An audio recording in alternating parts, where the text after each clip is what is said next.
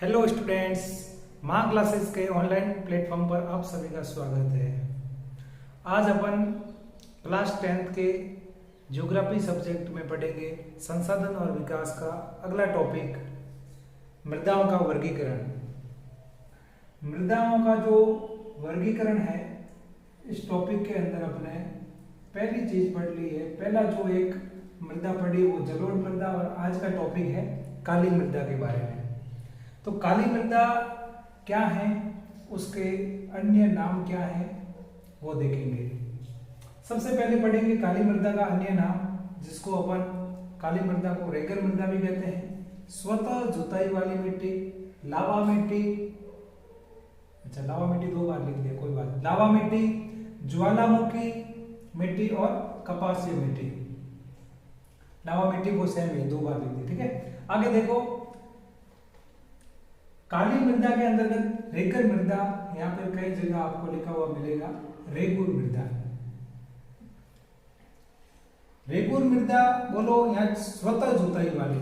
देखो, काली मृदा के अंतर्गत स्वतः जुताई से यह अभिप्राय है कि इसकी जो जुताई है वो कैसी होती है, थोड़ी कठिन होती है, यानी इसकी जुताई मुश्किल होती है। ये काली मृदा जो है, क्या होता है, इसमें पानी की मात्रा अधिक होती है, इसका कण छोटा होता है। जब ये पूरी भीग जाती है, बारिश के मौसम के अंतर्गत पूरी की पूरी चिकनी हो जाती है, आर्द्रता ज्यादा हो जाती है, तो उसके लिए उसकी हल जोतना हो सके तो वो क्या हो जाएगा, मुश्किल हो जाता है। इसलिए इसको स्वतः जुताई वाली मिट्टी भी कहते हैं। अगला देखो, निर्माण कैसे होता है इसका। जिस प्रकार से अपने जलोढ़ मृदा के अंतर्गत देखा था कि उसका निर्माण नदियों से होता है, क्योंकि जल के द्वारा होता है, वो जलोढ़ मृदा थी। अब इसका निर्माण ज्वालामुखी से होता है, और ज्वालामुखी के अंतर्गत होता है लावा, और इसीलिए इसको लावा मिट्टी भी कहा है। बेसाल्ट चट्टानों के अंतर्गत, जो बेसाल्ट चट्टानें हैं वो किसके हैं, दक्कन का पठार, जो दक्कन का पठार है वहां से जो उसकी चट्टानें हैं उसके द्वारा भी इस मिट्टी का निर्माण होता है। एक बात ध्यान रखना, काली मिट्टी का रंग कैसा होता है, काला। और ये किसके लिए, कपास की खेती के लिए उपयोगी है, इसीलिए इसको एक नाम दिया कपासीय मिट्टी। स्टार लगा रहा हूं, वेरी इंपोर्टेंट है। काली मिट्टी किस फसल के लिए, किस फसल की खेती के लिए सबसे ज्यादा उपयोगी है, वो है कपास। तो याद रखना, कपास की खेती के लिए काली मृदा। और यहां से क्वेश्चन आता है रेगर मृदा किसे कहते हैं, काली मृदा को ही रेगर मृदा कहते हैं। विस्तार कहां पे है इसका, विस्तार राजस्थान में दक्षिण पूर्वी पठारी प्रदेश, हाड़ौती का पठार। कल अपने किसी नेटवर्क प्रॉब्लम की वजह से क्लास नहीं आ पाई थी, और आज अपनी क्लास ले रहे हैं। विस्तार में क्या हुआ, राजस्थान में दक्षिण पूर्वी पठारी प्रदेश, हाड़ौती का पठार।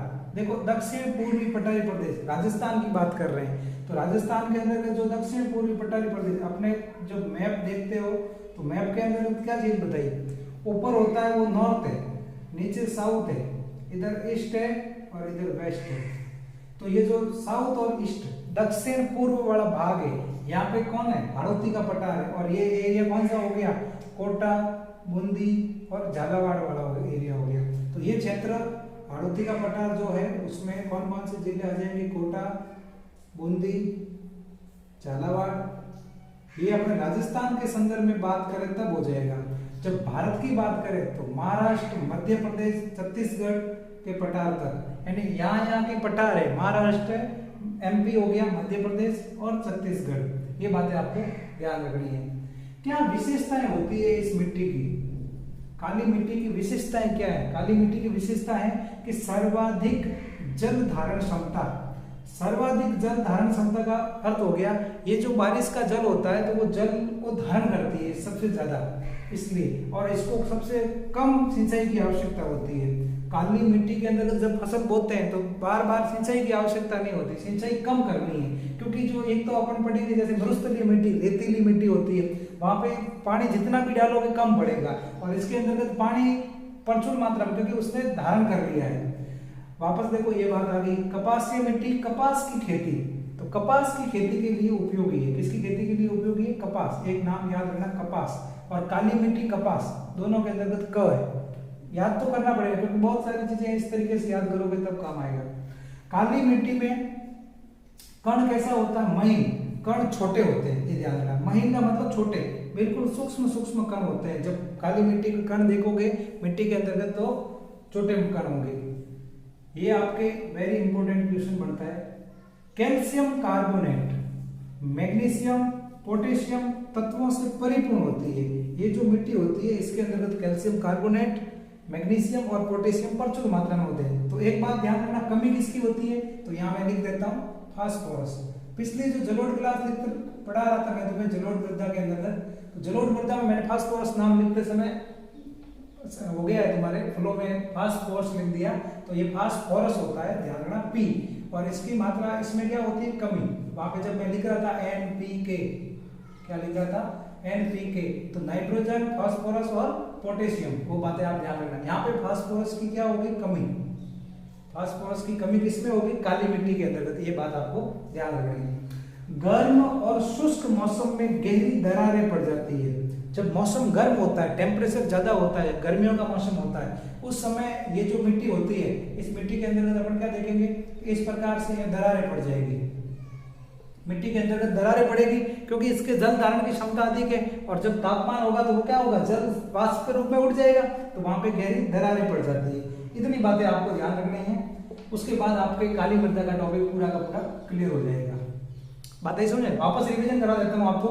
मृदाओं का वर्गीकरण आपके मैं पहले कह दिया है, बोर्ड क्लास जो आपकी 10th क्लास है उसके अंतर्गत क्वेश्चन बनेगा 100% यहाँ से, बोर्ड 2023 के अंतर्गत आपके इस बार।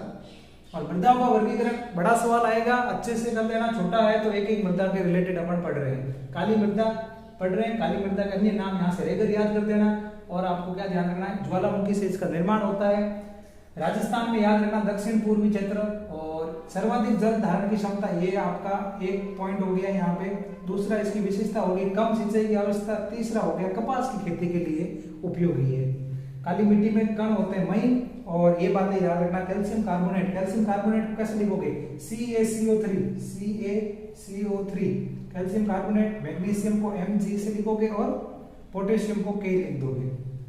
ये आपके साइंस से रिलेटेड है, आप हिंदी में नाम लिख के आओगे तो भी सही है। गर्म और शुष्क क्षेत्रों में दरारें पड़ जाती है, काली मिट्टी के अंदर रंग काला होता है। इस प्रकार से आपको क्लास पूरी देखनी है और इस चीज को लिखना है, नोट करना अपनी कॉपी के अंतर्गत। एक अच्छी तरीके से नोट्स तैयार हो जाएंगे। इस नोट्स को बनाने के लिए मुझे बहुत समय लगता है, भले ही आपको वीडियो क्लास जो है आपको 5-10 मिनट की लगे, परंतु इस 5-10 मिनट की क्लास को 50 मिनट बनाने में लगता है। ठीक है, तो अच्छे तरीके से लिखना, इस चीज को नोट करना, और आपके एक हैंड रिटन नोट्स तैयार हो जाएंगे। माँ क्लासेस के ऑनलाइन प्लेटफॉर्म के साथ इसी तरह जुड़े रहना, आपको बेहतर से बेहतरीन क्लासें मिलेगी। और अगर चैनल पर नए हो तो चैनल को सब्सक्राइब जरूर करना।